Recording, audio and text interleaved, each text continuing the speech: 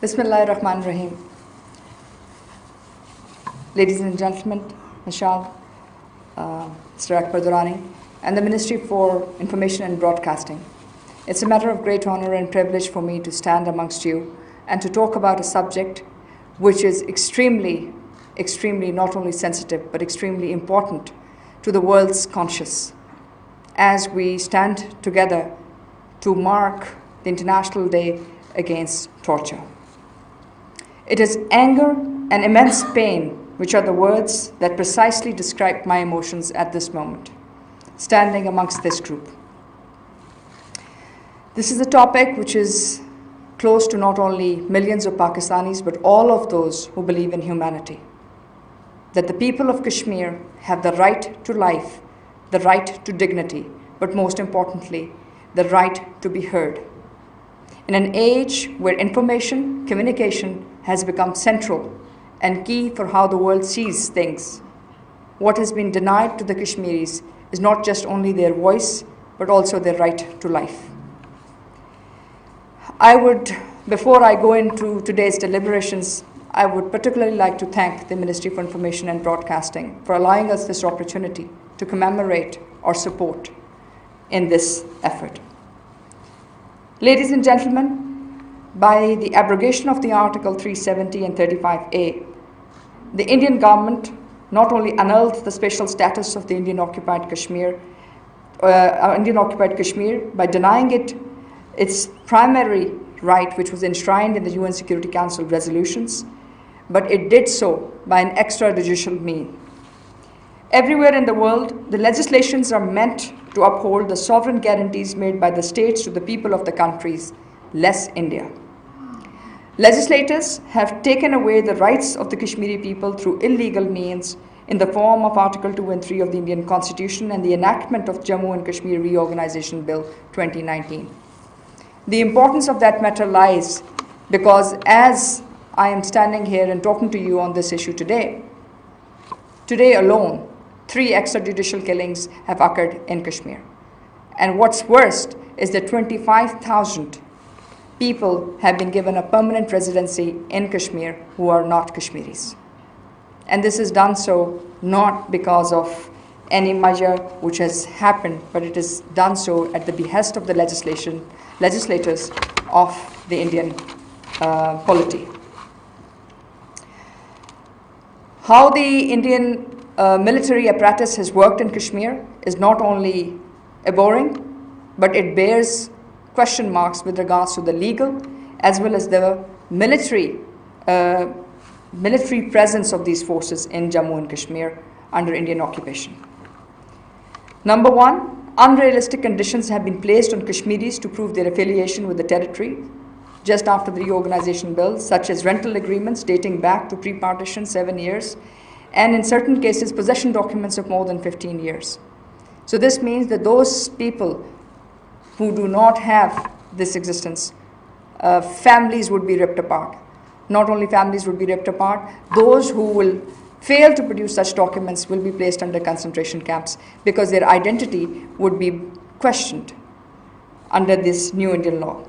People of Kashmir are facing the brutalities of the Indian security forces and are under lockdown for more than 325 days. And under the guise of this lockdown, the atrocities of the security forces have been intensified. What we hear is that at this moment, not only the illegal use of pellet guns, illegal use of torture has become the norm, but it has become, in reality, the very basis through which the security mechanism has been institutionalized as a weapon of war in Jammu and Kashmir under Indian occupation. The most militarized zone in the world, the state of Jammu and Kashmir has more than 800,000 Indian military and paramilitary forces. While the Pakistani forces are deployed on the line of control, the Indian forces are deployed across the villages and cities of the states of Jammu and Kashmir under Indian occupation, and not just on the border. And that is not all. In the wake of these skirmishes with China over the disputed territory in Ladakh, New Delhi has further increased the concentration for additionally deployed security forces in IOK. This is worsened in the area where Indian security forces have launched offensive operations in the guise of preemptive actions and defensive operations. Most recently, under the guise of non-lethal crowd control mechanism, the Indian forces have been using pellet firing shotguns. You've seen few examples of this in the video which was shown, as well as killing almost 9 to 10 Kashmiris per day in fake encounters and in so-called cordon and search operations. In District Sofia, for example, this has become the norm. And from a crowd control point of view, the international support, international law dictates that the use of force has to be necessitated in terms of propensity and its ability to be used. The huge amount of these forces deployed in these areas are in fact a crime against humanity, because this has not been done as an extraordinary mean. It has become the norm for Jammu and Kashmir. And now when we come down to the situation what the world is facing, that is COVID-19, unfortunately, at this very moment, 1,000 cases of COVID-19 have been reported in Jammu and Kashmir under Indian occupation. This begs us two questions. First question, since last 10 months, there has been a lockdown and a curfew like state in Jammu and Kashmir under Indian occupation. So how have these 1,000 cases actually reached Jammu and Kashmir? And the second question, which begs international attention and international inquiry, is that once these 1,000 plus COVID positive patients have been found under Indian occupation in Jammu and Kashmir, what about their health services? At this moment, the international agencies and international health organizations mark that the state of Jammu and Kashmir under Indian occupation is perhaps the world's worst prepared state to deal with the global pandemic. The people have been under curfew. They have no access to basic health. They have no access to primary health conditions. Furthermore, their ability to actually access these public health institutions has been further marred as a result of this reorganization bill of Jammu and Kashmir. And they have been asked and requested that they must seek for their right to citizenship through online mechanisms. And anyone who fails to provide this through a national registry, which would be done from a national land office, will have to pay 50,000. So the question is that how do ordinary Kashmiris actually gain access to the revenue department when they are under lockdown and curfew? The question is, how do these people who have been under lockdown for the last 10 months gain access to basic health facilities? And most importantly, what about all those extrajudicial killings which are right now under COVID-19 being used as a cover-up? It is our contention that it is still not clear that those who are actually dying from COVID-19 and those who have died as a measure of extrajudicial killings, torture, rape, as an instrument of war by the Indian security and paramilitary forces in the Indian-occupied Jammu and Kashmir, have done so in a free environment where they can be questioned from the mechanism and methods through which this has been imparted. Ladies and gentlemen, this begs us an answer to a question. Number one, why are these forces here? Number two, how did COVID-19 reach there? Number three, what is the state responsibility of the Indian government with regards to this? And number four, what is the role of the security and paramilitary forces in actually executing all of this as a measure and as a ruse of war, or as a law of war to support all their illegal means and methods being employed by them there?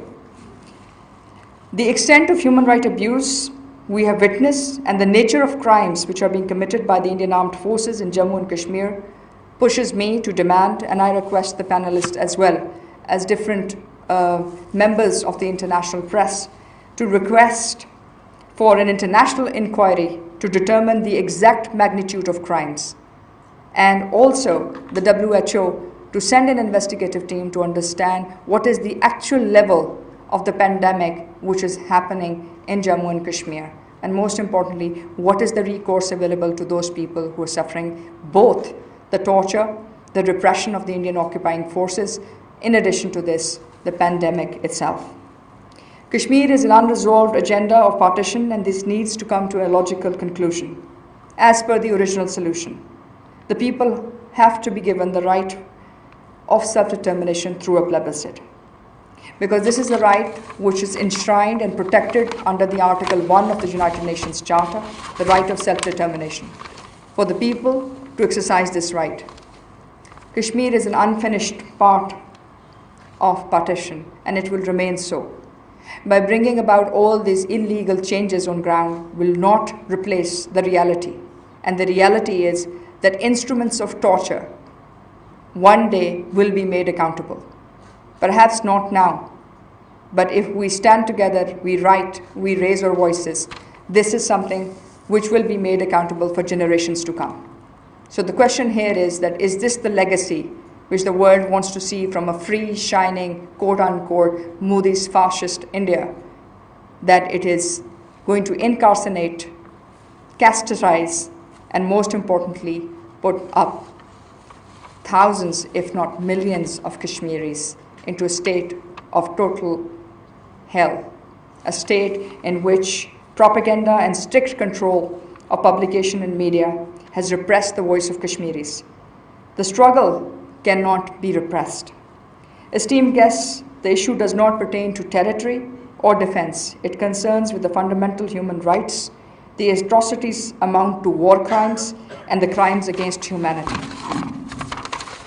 The people of Kashmir's struggle to attain this right has been there for decades. The only difference is that now these institutionalized structures of violence have further gained momentum as the world stands silent and we mark these instruments of torture being employed by the security and armed forces in the name of free will. It is not free will, it is not peace in the region, till prosperity and peace in the region is intertwined with the faith of the people of Kashmir. I call for the support of my fellow citizens of the world, the free countries and the concerned international bodies to stand for the cause of the people of Kashmir who have stood torture and state torture, not for one day, not for 2 days, but for more than 70 years. And it is still counting. We are not here to give a global countdown, but we are here to appeal to the global humanity and for all those who believe in peace, that torture as an instrument of war must come to an end.